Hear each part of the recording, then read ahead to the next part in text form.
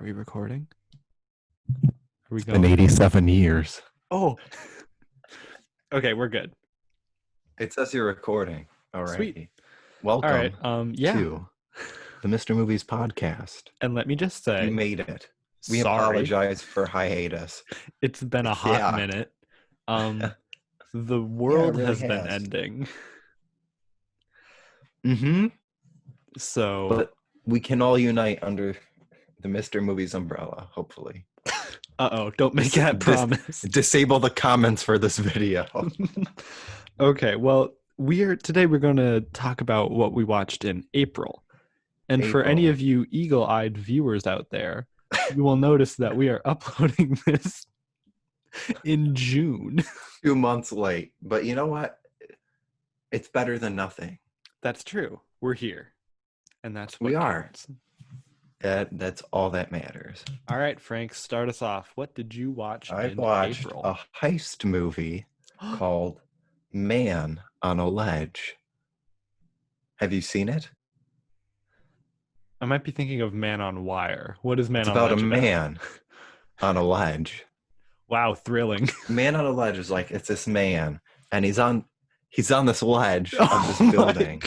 And he says he's going to kill himself, so basically all the police come to try to save him. Sure. But really his team is pulling a heist across the street to well, I don't want to spoil it, but there's a reason they're doing it. They're not doing it for the reasons you would think, okay? They're good Samaritans. The cash money? No, not for the cash money. It's for something better than that. And this movie's cheesy, but I really enjoyed it, man. I like the premise. It sounds good. It was really good. Had me on the edge of my seat. It was on the ledge. You could say I was a man on the ledge of my seat. Oh man. Do you want me to go again real quick? Because I got one I have nothing to say about. Oh sure, yeah. And I know I have more than you, so fire away. Per your recommendation, I checked out Detective Pikachu. I liked it. No, I genuinely liked it. I'm not a Pokemon kind of man. But I really enjoyed it. It was cheesy. It had its moments, but it was fun. It was a fun movie. It took me back to the days of Pokemon Go when everyone loved each other. Yeah, that was nice. Summer 2016. Yeah. Summer 2016. I was a simple boy of 2. I was just a boy. Well, I'm glad you liked it. Pokemon Go turned me into a man. Right. Yeah, I'm glad you liked it. I think that's a fun little movie. Fun little flick. Fun little flick. We should have called this podcast the Fun Little Flick Pod. No, oh my god. Oh my god, no. Oh, that would have been good. So I watched Cats 2019. Oh no. Was it hashtag release the butthole cut? Are you for that? Let's talk about that first. Let's talk about the fact that exists. Yeah, there's a cut of this movie where the cats do have little buttholes, and apparently they edited them all out. Do you think that would have made the movie better? That's a really hard question. All right, well, let me just say, Cats was fucking surreal. Like, I didn't feel like I was in my own body when I was watching this movie. I've never done psychedelics at the time of this recording, but I feel like Cats would be a bad fucking trip because the movie opens with a cloud in the shape of a cat and its eyes start glowing, and immediately I'm like, oh fuck no. And I started sinking into the couch like, don't do this to me. I gotta be honest, when it comes to that movie, I feel like I feel terrible for the visual effects people. Yes. Because there was actually like good work done in it. It's just the premise of it was so bad. And because they wanted, like the director wanted that look of them still looking like people. Mm-hmm. It looked like people in a shrunken environment. So it just looked like bad green screen. The scaling was off. So like the scaling is from the clips I've seen. I saw a clip where there are people dressed as roaches and like the cats are eating them. Oh, here's the thing. What was that like? I'm gonna do a small rant about cats. Yes. So the whole concept is that these cats are jellicle cats. And you might be wondering, what is a jellicle cat? I don't have a fucking answer for you.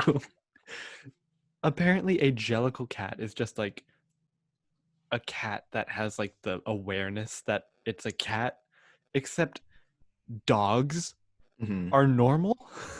Like That's you bizarre. hear dogs off screen, so you're like, Wait, okay, there's dogs in the movie? yes. Well, it's like it's never shown, but it's implied that because it's barking, it's not singing. It's implied it's a real dog. So you're like, oh, Yeah. okay, so it's just cats. Cats are different. But then you have mice who are people, and then you have cockroaches who are people. Are they jellicle mice? Are they That's jellicle cockroaches? They're having a what jellicle do the ball. wait, what do the mice look like? Are they just even smaller than the cat They look people? like the small little cat people, except they're little white and they got little long tails. It's fucking gross and I weird. kind of want to see this movie. If you watch this movie, have your finger on the off button because I wouldn't blame you. They're trying to like. Okay, so it's the when you watch this movie, would you say you were a man on a ledge? Yes, I was. I never got off the ledge this whole movie. Okay, I promise I won't talk about cats much longer. But the No, point please do. Please talk about it as long as you. I don't know if you know what the premise of the movie is, but it's the one night a year where the cats have a talent show, and the winner gets to die. What? I can't make this shit up. How was I feel like I just have to jump past that because it's so obscure. I don't even know where to like begin. I like Taylor Swift. I'm a big fan, like music wise. How did she do in the movie? You'll love the 3 minutes she's in this movie. 3 minutes? That's what I figured. I was like, they can't. She doesn't even play like a main character. She plays like the henchman to the antagonist. Okay. And she's just who is the antagonist? It's or Idris Elba. Is it a spoiler? Okay. Idris Elba is trying to use magic to win the talent show, so he gets to die. So it's just about a bunch of cats that want to kill themselves. Well, okay, they're trying to get into heaven, and the winner of the talent show gets to go on this big hot air balloon and go up in the clouds and die. That's bizarre, man. I don't want to talk about cats anymore. What's your next movie? My next movie, I'm actually going to talk about a TV show. I watched season 1 of a Canadian lawyer drama called Burden of Truth. And I enjoyed it, you know. It was it was very different. It's not like Better Call Saul. It's very much like a very uptight lawyer. And then like she's just trying to do the right thing in her small little town, and I enjoyed it. And to me, as the show, like the pilot didn't really grab me, but like the more I kept watching it, it's one of those shows where the more you watch it, the more you get into it. Okay. Yeah. It was a very fast binge for me. Mm-hmm. I only watched season 1 in April, but I know when we do our May one in 2 more months. I have some good things to say about season 2, but I thought season 1 was solid. I thought it was really good. The lead, Kristen Kruk, is very good. She was in Smallville, so I was like, okay, I'll check this show out. I like Smallville. It all suddenly makes sense. So, no, but it was really good. That's very much enjoyed. I love that. Very wholesome. I like lawyer stuff because lawyer stuff is interesting. Yeah, I like lawyer characters. Lawyer characters, I'm like, yeah. And you know what I liked about, she definitely starts off as that cliche, like a real world lawyer, but then she discovers herself, man. And you know, it's like a road of self-discovery. Even like I'm on the 3rd season right now. I love those stories. Yeah. And she's still, you know, gotta love it. Speaking of road to self-discovery, I watched the hit indie coming-of-age movie, The Perks of Being a Wallflower. Oh, my. Have you seen this movie? Not since I was like 14. It is just angsty. Is it? I don't know if high school was that Percy weird Jackson? For you. It does have Logan Lerman in it. That's his name. Percy Jackson.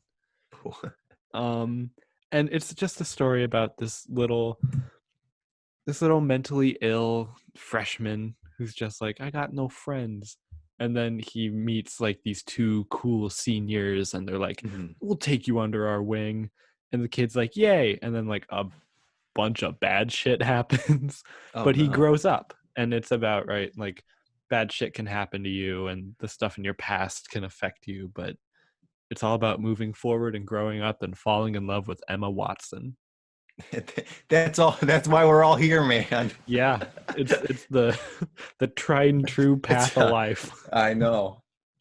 And let me tell you, that cast is so cute. It's like an angsty movie, but like they're all so adorable. They're just like, we're gonna go have fries at the quad after the big dance. And it's like, I feel like Ezra Miller is like the most angsty person you could possibly yeah, and this movie he's got like the swoopy hair and like he wears like the black clothes. He's like the Justin Bieber like 2000. Yeah, he's like a grungy little emo boy.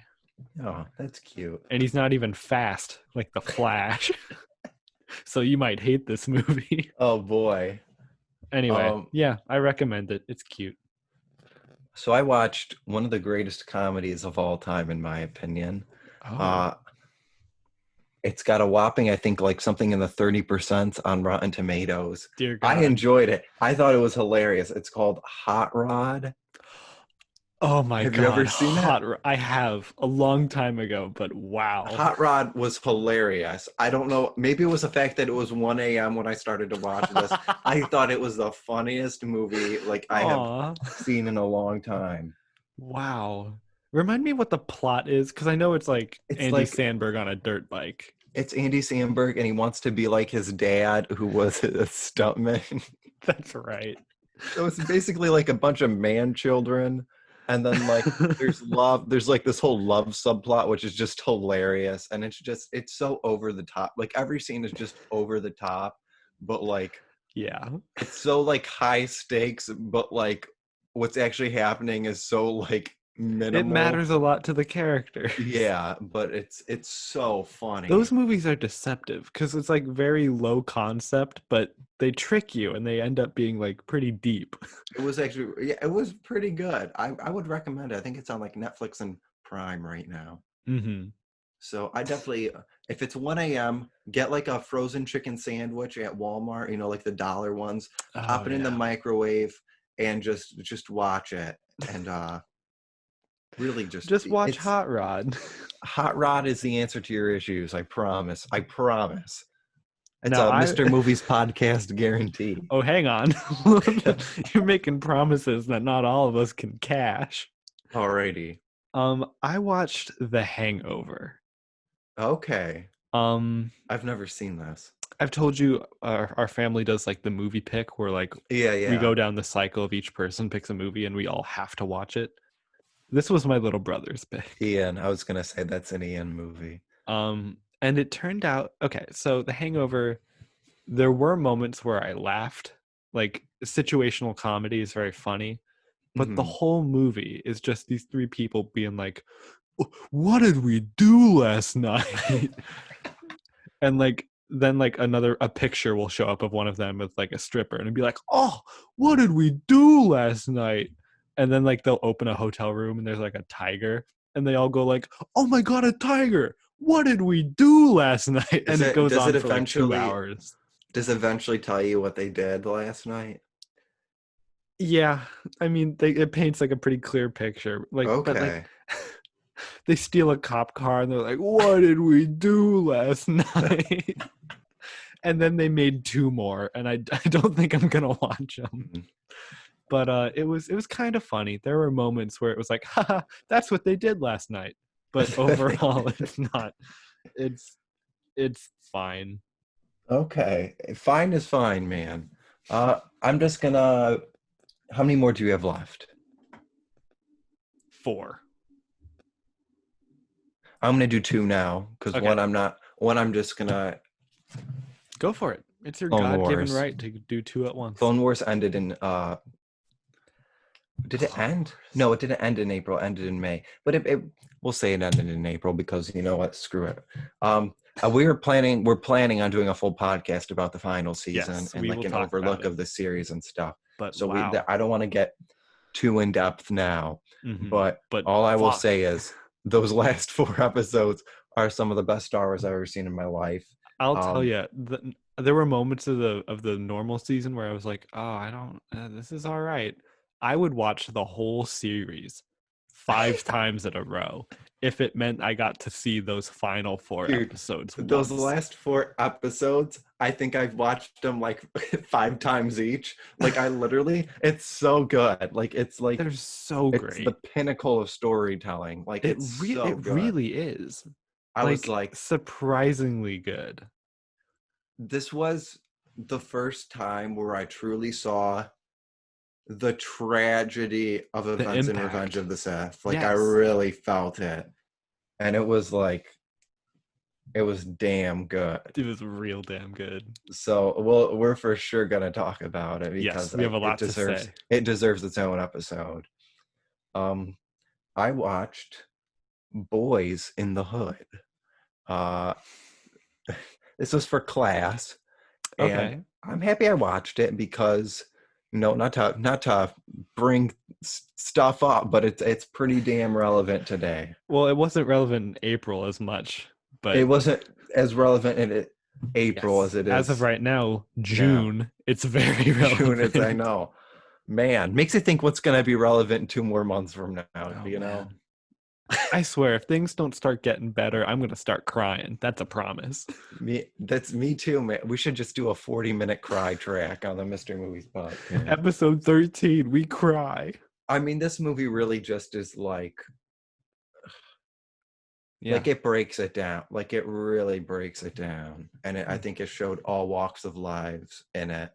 It didn't try to make one side look better than the other. It showed, there's issues with all sides, but we got to come together and fix this. I don't know. Fucking fix this. I know, honestly, it's heartbreaking, man. It really is. We're talking before we start recording this podcast about it, and it's heartbreaking. It's heartbreaking. It really is. So that's all I'll say, because I don't want to stand on a podium and stuff and start preaching. It's supposed to be a fun podcast. Yeah. Let's keep it light. Oh, really? Oh boy, because my next pick. So I've been watching a little bit of the TV show Homeland. Okay. Homeland is about basically the CIA and the intelligence agency that works for the government. It's Claire Danes is in it. Her character is like bipolar and like mentally ill, and the whole concept is like, oh no, an unstable woman is in charge of drone strikes. But it covers a lot about like spies and government allegiances and the situation in the Middle East. I think my boy David Harewood is in that show. That name does sound familiar. I think that's my boy. Martian Manhunter on Supergirl. All right. But yeah, it's very, very polarizing because you watch it and you're like, wow, this sure is making the United States look pretty bad. And then you do a little bit of research and you're like, ooh. Turns out this is all pretty real. Yeah. United States, what a place. Like, damn, what a place. Wow. What is there to say? What is there to say that hasn't been said already? Yep. All right, you go. What else you got? Alrighty. I watched the film. I'm going to skip it. I watched a film called American Made with Mr. Tom Cruise. This was another heist-esque movie. It was about Tom Cruise making a lot of money and working for the government, but doing some shady stuff on the side for some cash. Interesting. It was a good movie. Like, this was a good movie. You're telling me Tom Cruise does something shady and gets money? Sounds like real life.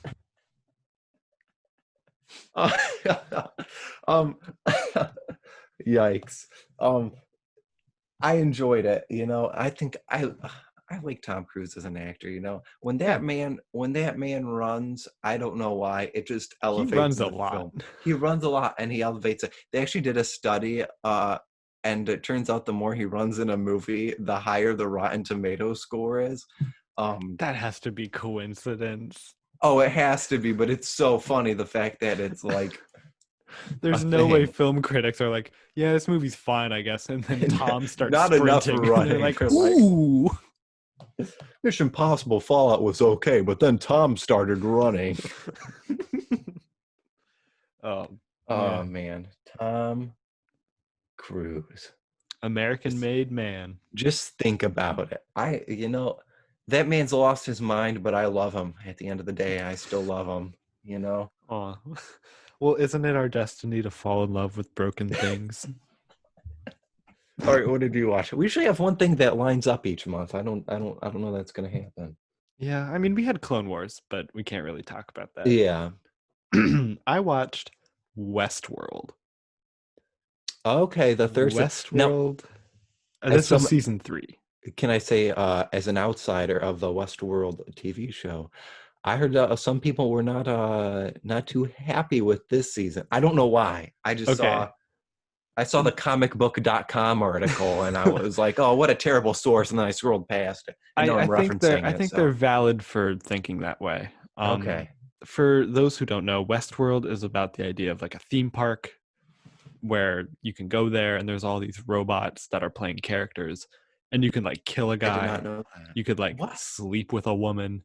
And then when you leave the park, it resets. I did not know. That sounds very interesting. This is season 1. It's all Western, but it's also sci-fi because you get to see the people who run the park.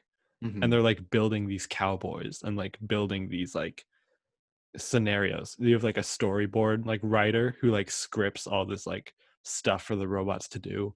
It's very interesting. So on the surface, it's like, oh yeah, it's all these robots and like they get reset every day but then this one robot starts to remember her past lives. Mm-hmm. Like every time she gets reset, she starts remembering. And she starts like all the other robots start waking up and there's like a software issue and like there's a company and like all this like weird like intrigue. It's shit goes wrong basically. Okay. And then season 2 is all these robots uprising and it's like the theme park has gone sour and there's like guests who are still trapped in the park and like these robots are like going crazy and killing everybody because they've achieved self-awareness. And that was good. I really like season 1 and 2. Season 3, however, is about like 4 or 5 of the robots who get into the real world. Mm-hmm. And what I liked about season 1 and 2 is that it's very contained. It's like there's the one theme park on an island.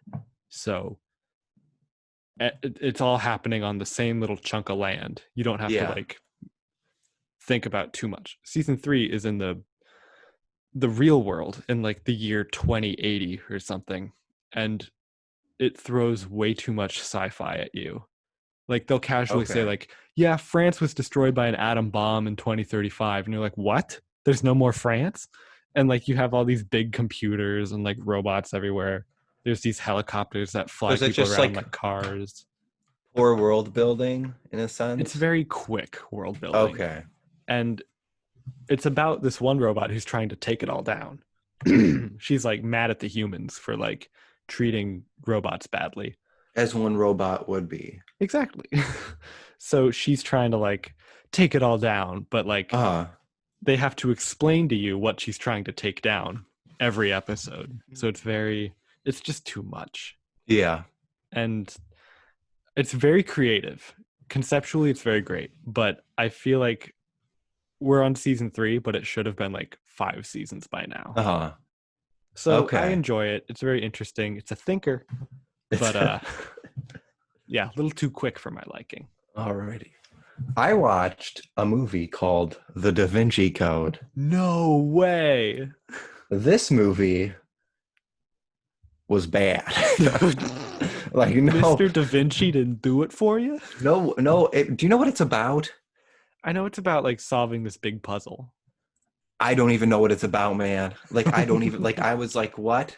And then it turned into like, we have to find the daughter or granddaughter of Jesus and Mary Magdalene. And I'm like, what is happening, my dude? Like, who wrote this? It's a little out there. Yeah. Oh, Bettany's the bad guy, and he's like probably the most interesting. From Star Wars, a Han Solo story? It's called Solo, a Star Wars story, you fake fan. Hashtag make Solo 2 happen. Tune into the Scarlet Witch Disney Plus show to see Vision again. God. This movie was bizarre, man. Like, I was just like, what is happening?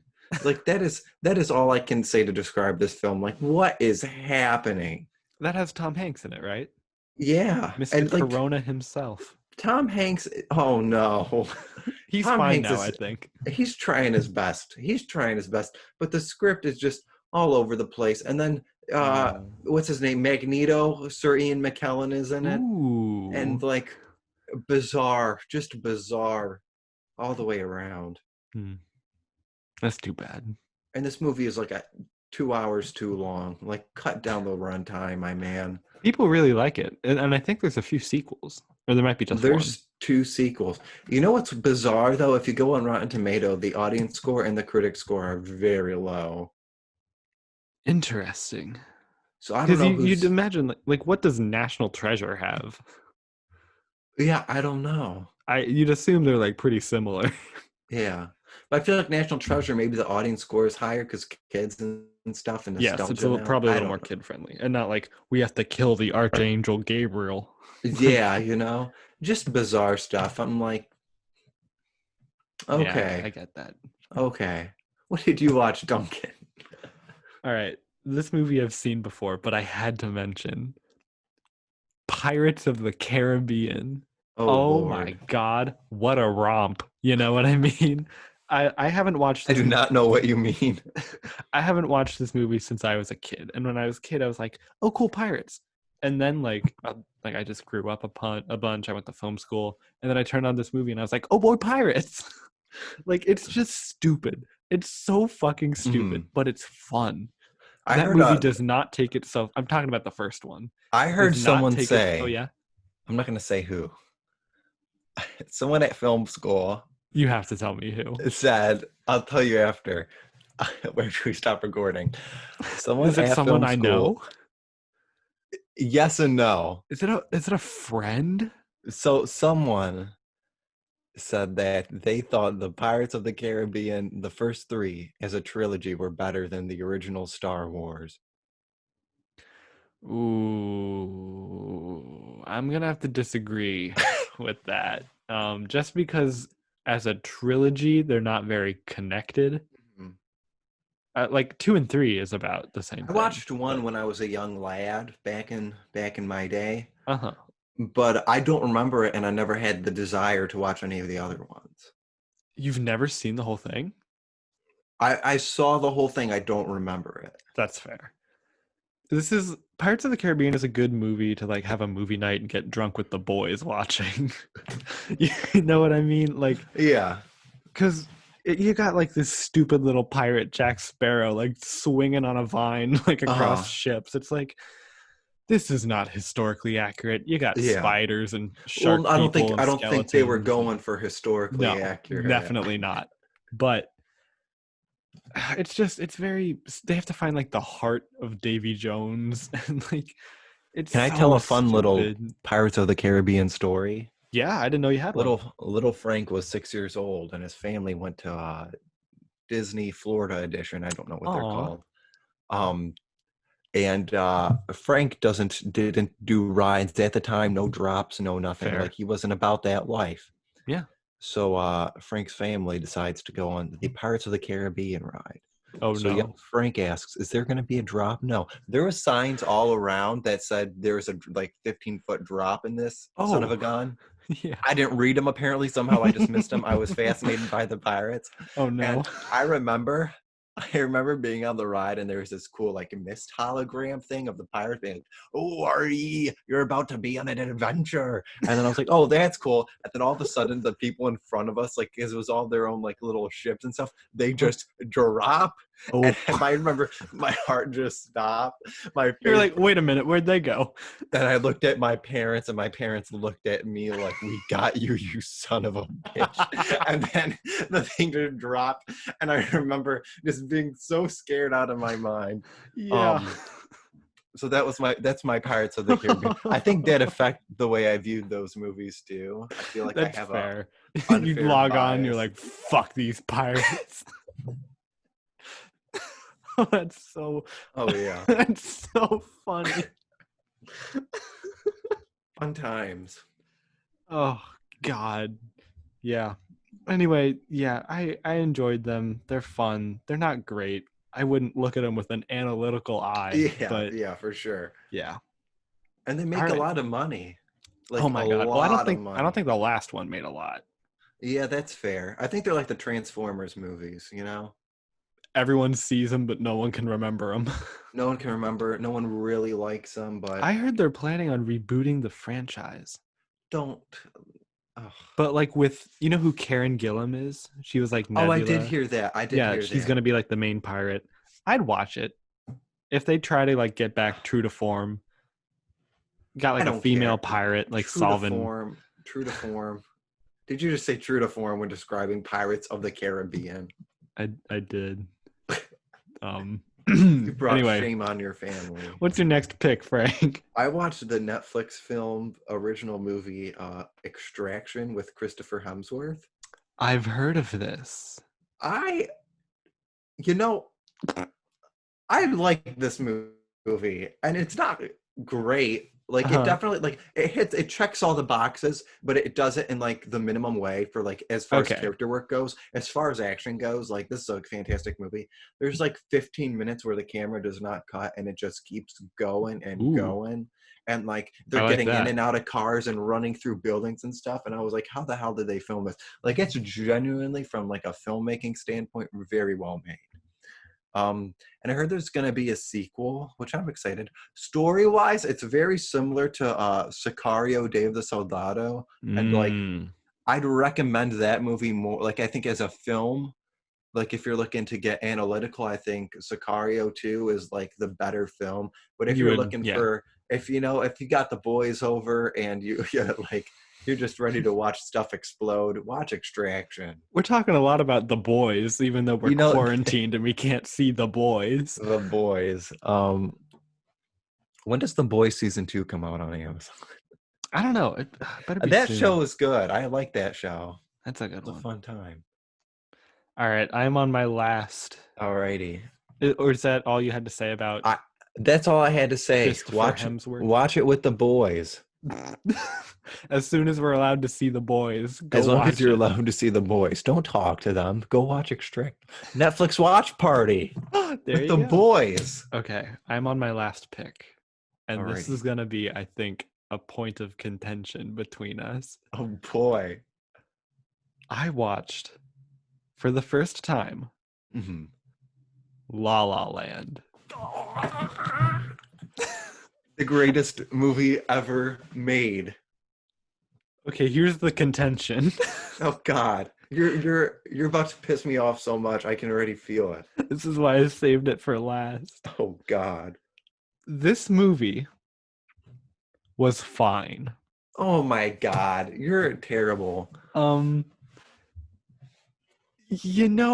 I get it. I totally understand why you and like half of America just like fell in love with this movie. It's very so cute. Good. It's so good.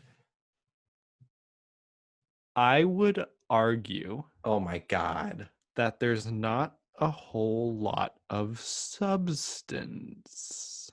That movie is nothing but substance, my dude.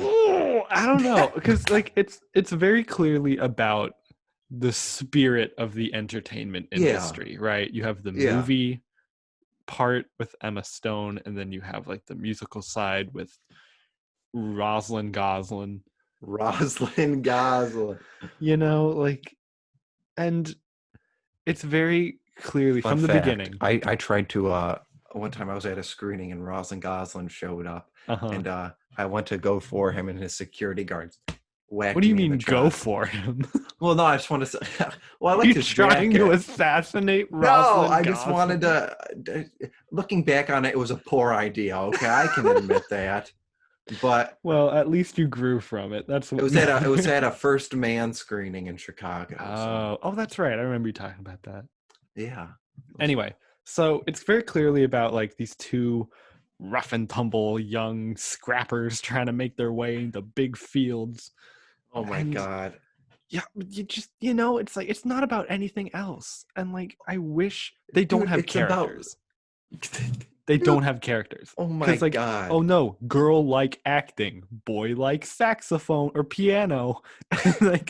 And there's nothing else. He likes jazz, Duncan. He likes jazz. You like jazz? You like jazz? Look, besides their one interest, you learn nothing about these characters. You learn so much. The greatness about this movie is like through the lighting and stuff and like all that character work. The lighting. Like, you actually think the greatest part of this movie is the lighting. I think the lighting adds to it because good, but the greatest. It makes you fall in love with the characters on their own first. Then it makes you fall in love with the relationship. I'm sorry. And then can you name one aspect to Emma Stone's character besides like acting? Like acting. You're putting me on the spot. Well, she's a waitress. She's a waitress. That's new. That's inventive. She's motivated. She's a young woman trying to make her way in the world. Wow. Her and everyone else. I don't get how someone watches this movie and says that was terrible. I didn't say it was terrible. I liked it. I thought it was cute. But I just wish that so you have these two blank slate characters. One likes jazz, one likes acting. They start flirting.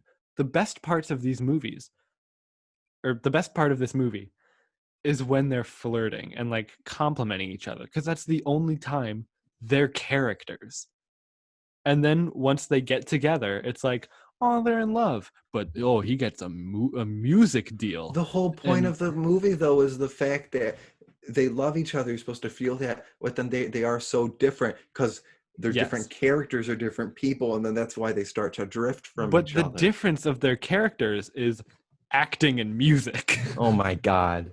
And a lot of people say like it's not believable. I don't buy that. I think their relationship is realistic. I like I thought it was very realistic. Right? Like her bold kind of like go out there attitude kind of like grinds up against his like secured, pulled back nature, and like it works together when they start like teaming up.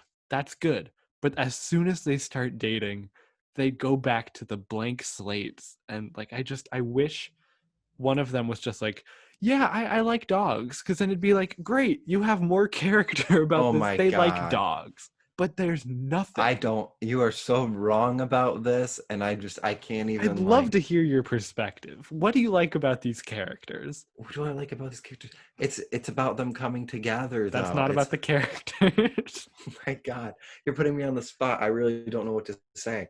Like,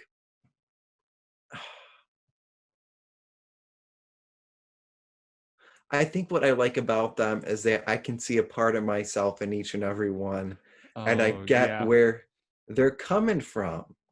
Each one of them. That was intentional. That's why they're blank slate characters, because they want all these young actresses who are waitresses to see this movie and be like, I'm Emma Stone. I'm not a young actress waitress. Okay, this is not on topic, but wouldn't it be better if they actually cast like a young actress and like a jazz musician instead of Emma Stone and Rosalind Gosling? I don't think so. I feel like it feels inauthentic. This movie, okay, here's what I think my main critique was after I watched this movie. It's that this movie is about the struggles of LA from the perspective of the 1% who made it in LA. They're like, it's tough and things don't work out and you got to sacrifice your relationships, but it's worth it because it all works out. Well, and like everyone else is like, wait a minute, it didn't work out for me. I could see that. I think it works though, where it's not, you could apply any career to it, and I think the movie would still work. Yeah. I don't think it's just about that. But it's very like LA driven. It's like, we go into the observatory and we walk the rough and tumble streets of LA. Isn't it great to be a jazz musician? Yeah, I guess I can see that. Well, I don't know what to say. Yeah, I'll wrap it up. I enjoyed La La Land. I enjoyed watching it. I think it should have been about a different city, and these characters should have been just. Wouldn't this have been better if it was like two young artists in like Colorado? No, you don't get the glam of Colorado. Yeah, but like the glam is not a character. I don't give a poopy. All right, your turn. All right, I got this my last movie. All right. It was on Netflix. It's an independent film. Ooh, you have my attention. You're gonna make fun of me, but it's okay. I won't. The film is called Code 8. I don't know if you've heard of it. I've never heard of this. Oh God, you're gonna make fun of me. So I only know about this because it's based off a short film that Stephen Amell and his cousin made, and then they decided to turn it into a feature. Boys. The Arrow Boys. Okay. But one was on Arrow, one was on Flash. But it was genuinely, here's what I'll say. It's the best X-Men movie we've gotten in a very long time. X-Men? Like it's very much like in the vein of X-Men. Like, so it's a superhero show from a guy who was in a superhero TV show. Yeah, but it's very good. Like, it's basically like there's a small percentage of people with superpowers, but superpowers are illegal. It has a lot to say about it has a lot to say about like immigration, because like they don't want the super people stealing jobs and stuff. That's the plot of every superhero story. No, it's not. I feel like everything now is like, no, we don't trust the soups because they're different. I thought they handled it very well. It's a fun movie. It's a fun movie. Right. It's on Netflix, and I recommend. I'm not going to make fun of that. If it's from someone you like and it's a concept you enjoy. I would say the CGI was very good for an independent film. Very good. Well, yeah, because he's Mr. Arrow. He's got that green money he gets to use. He does have that green money.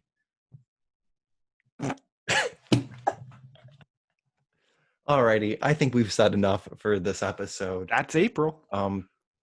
Please come back. Yeah, sorry, we won't abandon you for another 2 months like that. We probably will eventually, but please come back, subscribe, send this to your family members that you haven't talked to in a long time. Yeah, don't even say hi. Don't even say hi. Just send them the link. Here's a fun challenge. Send this to your racist uncle and see what he responds with. Let us know in the comments what your racist uncle said about us. Yes. Hashtag Racy Uncle Podcast Challenge. Oh, that's awful. All right. Yeah. I think I just cut my finger open. Let's end this. Oh my God. All right. There's a nail on the bottom of my chair and I just slapped it with my finger. Thanks for watching. Subscribe. How do I stop the record?